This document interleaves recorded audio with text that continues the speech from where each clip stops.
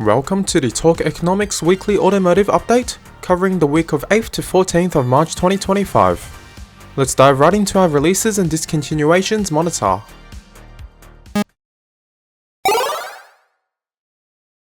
The Audi R8, previously a twin for the Lamborghini Gallardo and the Huracan, is reportedly returning as a twin for the Temerario. Reports suggest that like before, it will share the engine and the chassis of its twin, with minimal differences other than appearance. Reminder that Audi and Lamborghini are both owned by the Volkswagen Group. Next, Morgan released their new sports car powered by the BMW B58 6-cylinder. This is the same engine shared by the Supra, Z4 and the 40 trim of the 2, 3 and 4 series. The company states that this is the most driver-focused car it has ever made, although it does sport an automatic transmission only at this stage. The BMW gear knob is also quite out of place given the retro styling, however, it is apparently a BMW requirement. Lastly, the price tag is a hefty one at £85,000 compared to the £53,000 in the UK for the Supra. Moving forward, the controversial Jaguar Type 00 hit the roads of France this week at the Paris fashion show. The production model is on its way, and it is just as radical as the concept shown here. The EV production model will have over 1000 horsepower. Looking at more affordable cars, Mazda released its top-of-the-range model for the naturally aspirated Mazda 3 called the Carbon Edition. It offers better fuel efficiency than the turbocharged variation, but sacrifices speed. Reviews generally favors the Mazda 3 in the segment for driving experience, albeit at a higher cost to peers such as the Corolla or the Impreza. Mercedes has dropped its 2026 generation of the CLA class. The EV is set to release before ICE variations, and it features design language previously used by the discontinued EQ lineup.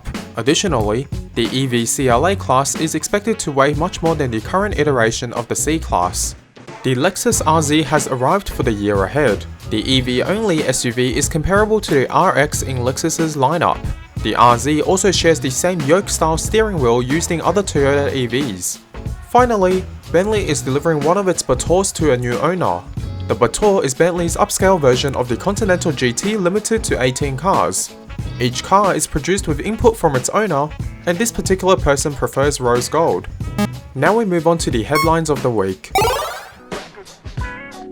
We start this week on a brighter note as the new F1 season is underway.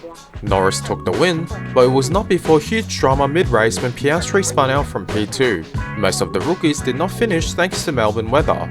It was a very exciting race to watch, although the McLaren duo are clearly favourites to win this year. Additionally, Cadillac has been approved to enter the sport for the 2026 season, meaning that there will be 22 cars on the grid for the next year. Bottas and Zhou are both available options as ex-drivers looking for a new seat next year. We move on to a more negative tone with news related to the US government. The US government's tariff on automotive imports, which is set to kick off on the 2nd of April, has raised concerns by financial analysts. CNBC reports this week the 25% tariff would pose even more strains for the American Big Three as well as for the Volkswagen Group. The Wall Street Journal reports a similar story, with an article focusing on Ford and the F-150. Ford is hurt by both raw material and complete automotive imports. Steel accounts for half the weight of the F-150, and aluminium accounts for 13% by weight. In addition to the tariffs, the current US administration also moved to dismantle EV rulings. The changes will aim to relax manufacturer targets for EVs. I think Doug DeMuro makes an interesting point in relation to these news, and that is whilst we give traditional manufacturers more profits in the short term, they may impact future development given less incentives. Especially with EV Chinese competition, there definitely is a balance of factors at play here. Staying on the topic of EVs and the current US administration, Trump purchased a Tesla to show support for Elon Musk, who has supported his political campaign. US presidents are denied to drive due to their security detail. Nevertheless, the statement made by Trump was interesting. Let's take a look. It's a lot of white, so I have a lot of information, including the price. I want to make a good deal here. Perhaps the reason why the purchase happened now was because Tesla has experienced its biggest drop in share price in 5 years.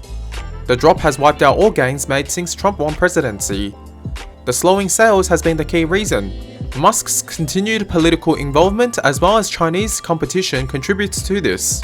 Kia Norway poked fun at this by posting this image on their Instagram. It was supposed to be taking shots on the popularized Tesla sticker on the bottom left. Kia headquarters deny involvement after seeing the backlash.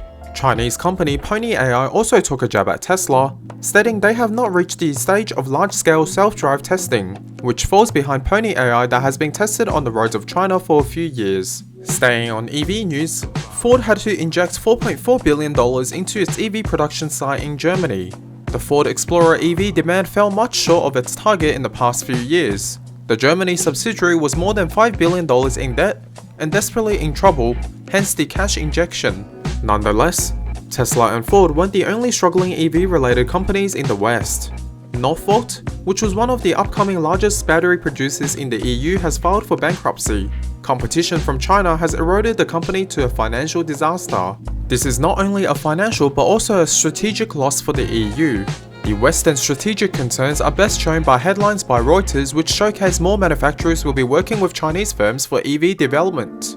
Ecarx are to work with VW in smart car development, whilst Mercedes will rely on Hesai LiDARs. Lastly, in this segment, China's car maker XPENG are investing heavily into robotics with their advancements in AI and engineering. Now, there were a few headlines from the VW group this week. The company has decided to bring back physical buttons in all models. I see this as an absolute win from every regard, including both safety and ease of use. The change will be rolled out across models over time.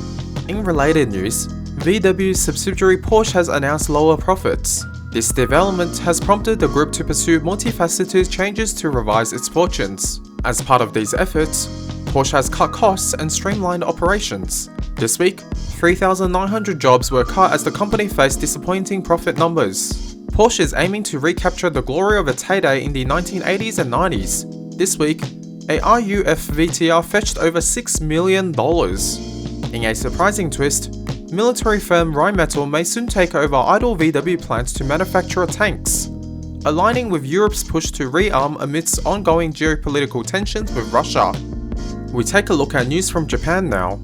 As reported in the past few weeks, Nissan has replaced their CEO after the company's public failure of a merger with Honda. Their new CEO, Ivan Espinosa, previously worked as the chief planning officer for the company. Good news for car enthusiasts is that he dreams of building a new Silvia. However, it will have to be in due time as Nissan is currently a sinking ship financially. In the last headline of the week, Toyota Japan briefly paused production of the RAV4 to investigate an explosion in a parts supplier factory. The reason behind the explosion was not released. Into the "They Just Can't Make It Right" section.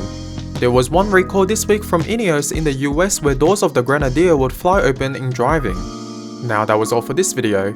Thank you very much for watching, and please look forward to weekly videos on an ongoing basis. On that bombshell, goodbye.